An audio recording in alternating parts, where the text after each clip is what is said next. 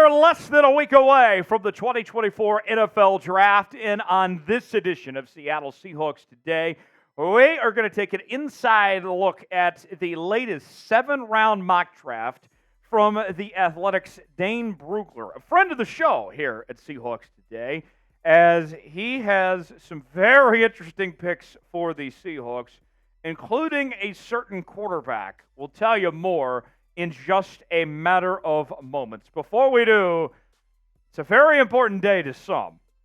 Happy 420 to all who celebrate, especially producer Big Tex. I know he's having a great day today. I want to make Snoop Dogg proud, and I want everybody to spam 420 in the comments section. Blaze it up. Enjoy yourselves, folks. It's a day to really just enjoy and make the most of. I'm proud of you. Snoop Dogg's proud of you. We'll even be more proud of you if you spam 420 in the comments section. We'll get started with today's show. Let's go over the draft picks for Seattle. Let's kind of set the scene for you here, as the Seahawks have a first-round pick at 16, third-round pick at 81, fourth-round picks at 102 and 118, sixth-round picks at 179 and 192, and a seventh-round pick at 235. So, who does Dane have the Seahawks selecting with their first-round pick? To the shock of no one, Troy Fautanu, the offensive guard from the University of Washington, goes 16 overall to the Seahawks. So why does Dane Brugler, not Dane Cook, have the Seahawks making this selection at 16? Here's what he had to say. The safe bet might be a trade down by the Seahawks, but it would be tough to move away from Fautanu if he falls here. Though the Huskies left tackle can stay on the outside if needed, his skill set could be maximized inside and would give the Seahawks appealing versatility across the offensive line. This feels like the safe pick that everyone expects the Seahawks to make at this point.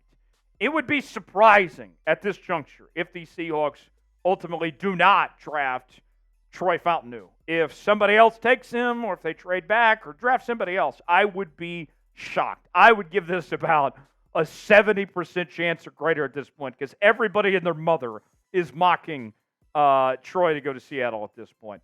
Has been with the Washington Huskies from 2019 to 2023, so he'd be staying home in Seattle for the first team All Pac-12 and Pac-12 Offensive Lineman of the Year. Kuiper has him as the number 1 offensive guard and number 12 overall player on his big board.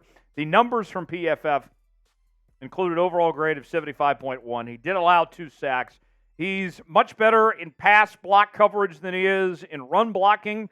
That'll be something he needs to work on, but he's certainly on the right track. Scouting report includes very good athletic ability. He has not reached the ceiling on that front yet. Delivers jarring blows.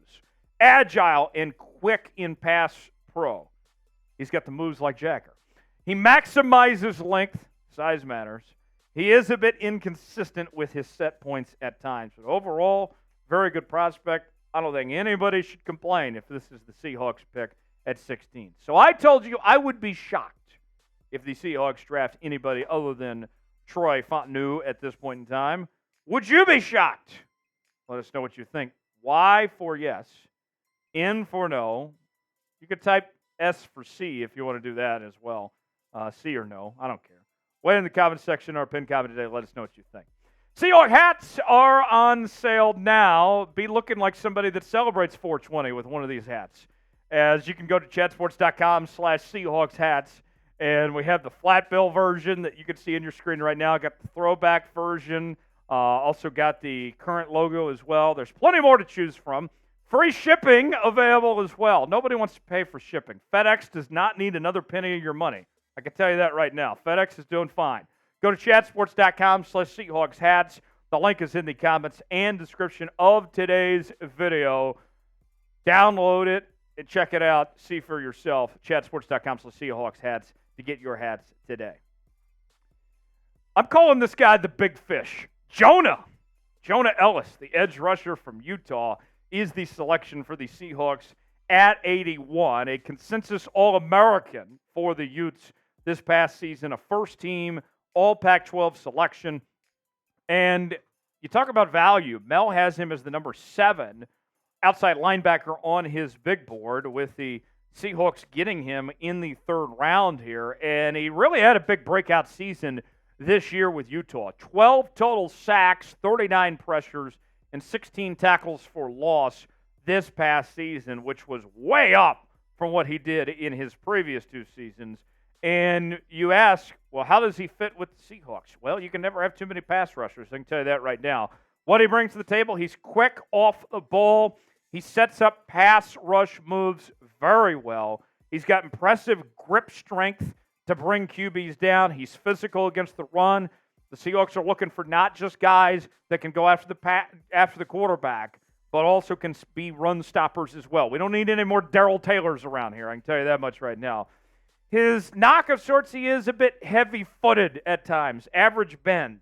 I can relate. I wear size 13 shoes.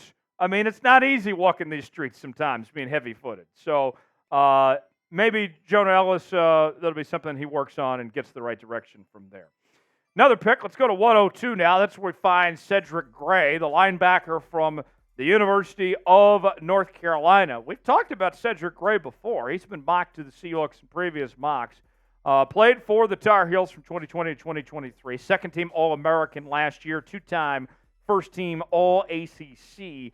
And good value here as well, as Mel has him as the number 4 off-ball linebacker on his big board. You're looking for a replacement for Devin Bush, a guy to rotate in with Dodson and Baker. That's where Gray falls in. His numbers last year had 5 sacks, which is a pretty high number for an off-ball linebacker, with 2 forced fumbles, 4 pass breakups, and 1 interception.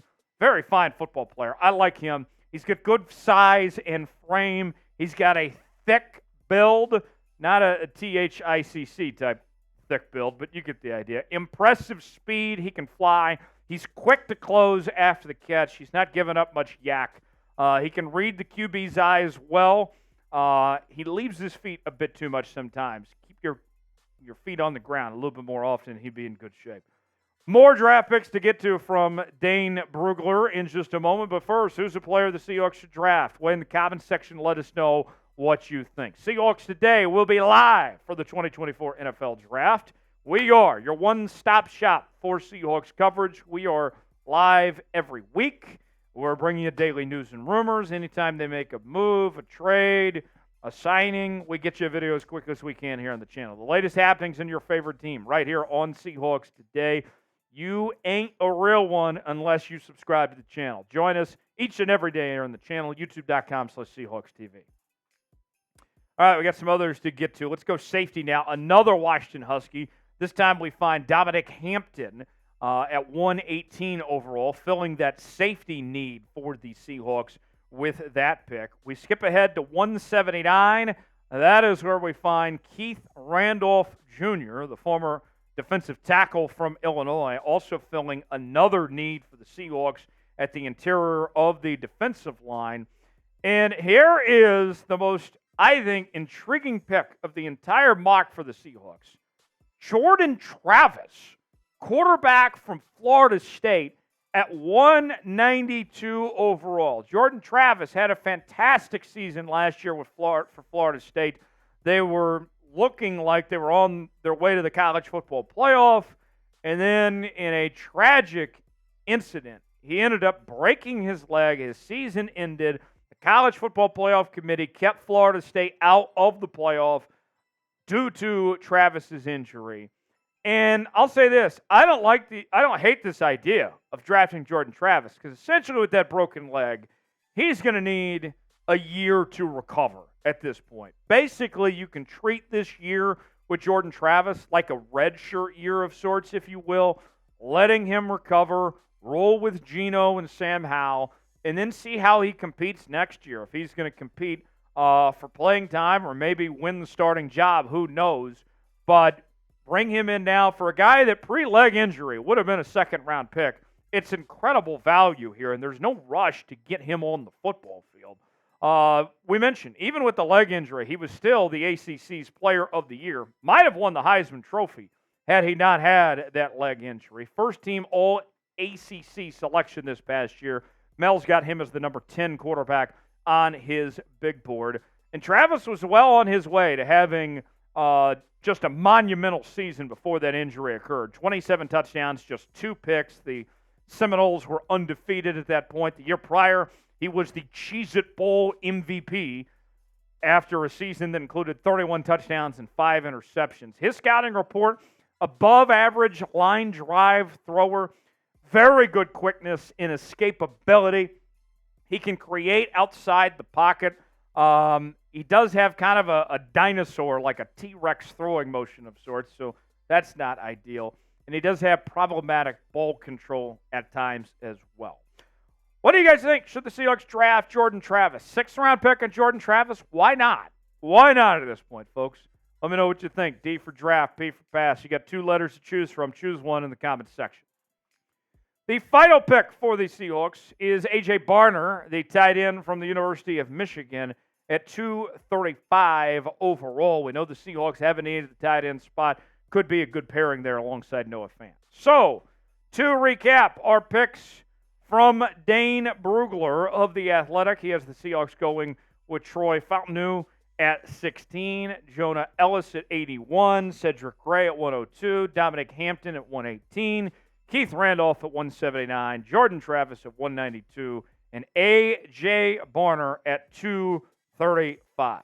Overall, I think the Seahawks roster gets a lot better. This is a needs-based draft. You've addressed almost every area of need on this Seahawks team with these selections you've made. About everything other than corner with those picks. Now, we've seen, traditionally speaking, that John Schneider is more about best available as opposed to needs-based. But if this ends up being what the Seahawks do, I could live with this. I think the Seahawks would be in good shape. Overall, I give this grade an A, personally. I have no complaints about this draft. And the Jordan Travis pick, to me, is intriguing to go that route, to get him, take a redshirt year on him, and let's see if he can compete for the starting job next year. How would you grade Dane Brugler's Seahawks Mock Draft? A, B, C, D, or F? Let us know in the comments section below. Thanks for joining us here on today's show. Subscribe to the channel now. More draft coverage throughout the coming days ahead. We will see you for our live coverage of Round 1 on Thursday night. Subscribe now. We'll see you then.